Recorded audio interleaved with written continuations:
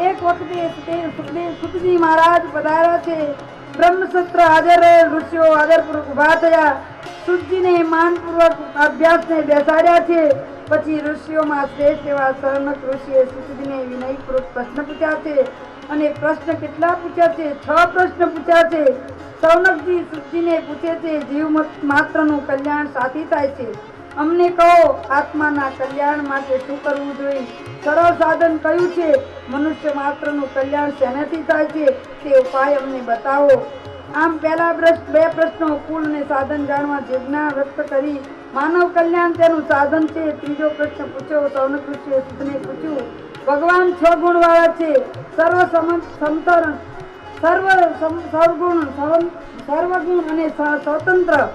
ભગવાન 6 ગુણ વાળા છે, સર્વ સમર્થ અને સ્વતંત્ર છે। કોઈ પણ કાર્ય કરવા માટે દેહ ધારણ કરવાની એમને જરૂર નથી। માત્ર ઈચ્છાથી જ એ બધું કરી શકે છે, છતાં પણ એ દેહ ધારણ કરે છે। ભગવાનના અવતારોનું પ્રયોજન કયું છે તે 2 પ્રશ્નમાં પૂછવામાં આવ્યું છે। ભગવાનની અવતારની લીલાનું વર્ણન હવે કરવામાં આવે છે। પ્રાર્થના કરી છે। છેલ્લો અને 6થા પ્રશ્નમાં તે પૂરો છે। ધર્મ કોને શરણે જાય છે?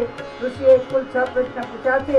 ભગવાન 6 ગુણ વાળા છે એટલે 6 પ્રશ્ન છે। ભગવાનના સ્વરૂપનું જ્ઞાન થાય, ભગવાનનું સત્તાગુણ સ્વરૂપ જન સમજાય ત્યારે ભગવાનની ભક્તિ પૂર્ણ બને છે, ભગવત પ્રાપ્તિ થાય છે, જીવનો ઉદ્ધાર થાય છે। ભગવત પ્રાપ્તિ સાધન એટલે નિષ્કામ પ્રેમ લક્ષણા ભક્તિ છે। અહીંયા ભગવાનની અવતાર લીલાનું ધારણ આનંદ અલૌકિક થાય છે। હવે ભગવાનના કૃષ્ણના અલૌકિક આનંદ પ્રાપ્ત થવાના અવતારો હવે થાય છે। શ્રીમદ ભાગવતમાં ગીતામાં બતાવ્યું છે। ઋષિઓના પ્રશ્નનો ઉત્તર આપે છે। સુજી કહે છે, ભગવાનને અવતારો સંતોના રક્ષણના અર્થાર્થે, પાપીઓના વિનાશાર્થે કરે છે। ધર્મની સ્થાપના કરવા માટે ભગવાનને જન્મ લેવા પડ્યા છે। સુજી ભગવાનને લોક સર્જનની ઈચ્છા કરી તે પોતે પોતાના નિર્ગુણ સ્વરૂપને તેજોમય બતાવ્યું છે। સ્વરૂપ છોડી સગુણ રૂપ બન્યા। એનું હવે ભગવાનનું શક્તિ નિર્ગુણ બન અને સગુણ બને છે તેની કથા કહેવામાં આવે છે। યોગીઓ પોતાના દિવ્ય નેત્રો વડે ચરણ, ઉરુ, હાથ, મસ્તક, કાન, નેત્ર, નાસિકોવાળાને મુગટ વસ્ત્રને આભૂષણથી શોભાયમાન અદભુત સ્વરૂપના દર્શન કરી શકે છે। ભગવાન શ્રી કૃષ્ણે અર્જુનને દિવ્ય ચક્ષુ આપ્યા હતા એટલે એમણે વિરાટ રૂપના દર્શન કર્યા હતા। પૂર્ણ પુરુષોત્તમ સ્વરૂપ બતાવ્યું હતું। આદિ નારાયણ પોતાની યોગમાયા નામની કલ્યાણકારી શક્તિને પોતાના એ સ્વરૂપમાં વ્યક્ત કરીને જળસૈયામાં પહોંચ્યા હતા। તેમના નાભિ કમળમાંથી બ્રહ્માજી ઉત્પન્ન થયા છે। બ્રહ્માથી સનત કુમારો પ્રજ્ઞા છે। જીવને માટે બ્રહ્મચર્ય પાલન કરવું એ શક્ય છે। સનત કુમારો ભવવેશા રૂપ હોય તેમણે જ્યાં ઘણું કઠિન તપ કર્યું છે, અખંડ બ્રહ્મચર્ય પાળ્યું છે। સનત કુમારનું પ્રાગટ્ય આદિ નારાયણનો પહેલો અવતાર છે। અહીંયા ભગવાન આદિ નારાયણ ભગવાન કી જય। પછી યજ્ઞના સ્વામી વરા ભગવાનનો અવતાર થાય છે। હવે ભગવાન વરા રસાતળમાં ગયેલી પૃથ્વીનો તેમણે ઉદ્ધાર કર્યો। ત્રીજો અવતાર દેવર્ષિ નારદનો થયો। કર્મના બંધનથી છૂટવા માટે નિષ્કામ કર્મ કર્યા એમણે ઉપદેશ આપ્યો। નારદ પંચરત્ન ગીતા નામ આપ્યું છે। ચોથો અવતાર નરનારાયણનો થયો। તેમણે આત્માની શાંતિ માટે બદ્રિકાશ્રમમાં જઈ કઠિન તપ કર્યું। પાંચમો અવતાર કપિલદેવનો થયો। સાંખ્ય શાસ્ત્ર રચ્યું માતા દેવહૂતિને સદગતિ અપાવી। છઠ્ઠો અવતાર મહર્ષિ અત્રિ અને ઋષિમનનો થયો। સતી અનસુયાને ત્યાં પુત્ર દત્તાત્રેય તરીકે જન્મ્યા। તેમણે અલક રાજાને પ્રહલાદ વગેરે તત્વજ્ઞાન આપ્યું। સાતમો અવતાર તેઓ ઋષિ પ્રજાપતિની આકૃતિ દેવીના પુત્ર યજ્ઞનારાયણ થયા। યજ્ઞનારાયણ ભગવાન જય। આઠમો અવતાર ઋષભદેવજીનો થયો। તેમણે પરમહંસનો ધર્મ બતાવ્યો। ભોગ વિલાસનો ધીરજપૂર્વક ત્યાગ કરવો જોઈએ પોતાનું જીવન દ્વારા ઉપદેશ આપ્યો છે। નવમા અવતારમાં ભગવાન પૃથુ રાજા તરીકે અવતર્યા છે। પૃથ્વીને ગાય બનાવી એનું ઔષધિનું દોહન કર્યું હતું। 10મો અવતાર મત્સ્યનારાયણનો તેમણે વ્યવસ્થાની નાવ પાર કરી હતી।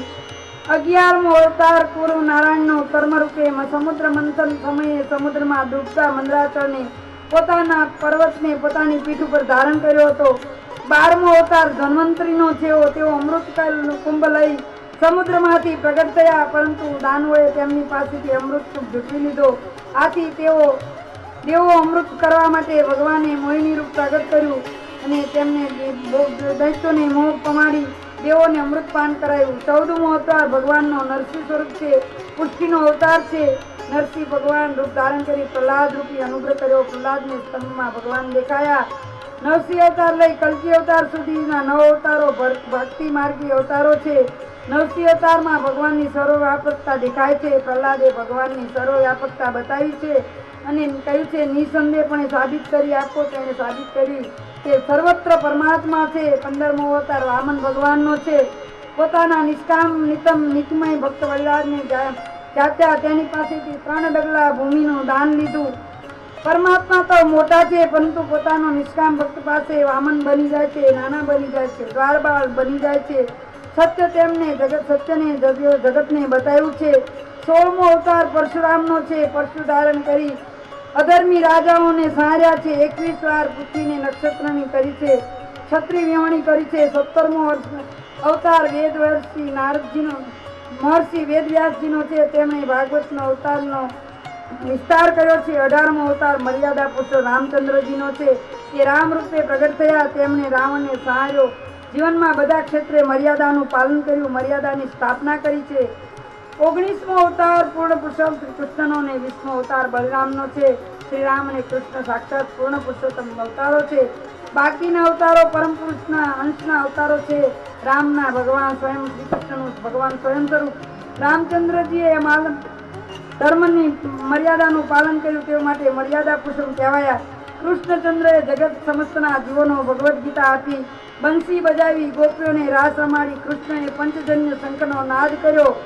18 શ્વાણી સેનાનો નાશ કરી પૃથ્વીનો ભાર ઉતાર્યો. 21 અવતાર બુદ્ધનો વેદનો જેનો અધિકાર નહોતા લોકોને વેદમાં પ્રવૃત્તિ કરાવી. કલીનો અવતાર વિષ્ણુ સમા નામના વિષ્ણુ બ્રાહ્મણને ઘેર પ્રભુ કલ્કી તરીકે પ્રગટ થશે. એ પુરુષ અવતાર છે. નષ્ટ થયેલા અસત્યનું પુનર્સ્થાપન કરશે. સતયુગનો પ્રારંભ થશે અને ભગવાન 22 અવતારો પ્રથમ 2 આદિ પુરુષ અને બ્રહ્મા મળી ભગવાનના કુલ 24 અવતારો ગણાવવામાં આવે છે. ચલો ભગવાનના 24 અવતારોનો આપણે ત્યાં બોલીએ. ભગવાન કૃષ્ણ પરમાત્મા કી જય.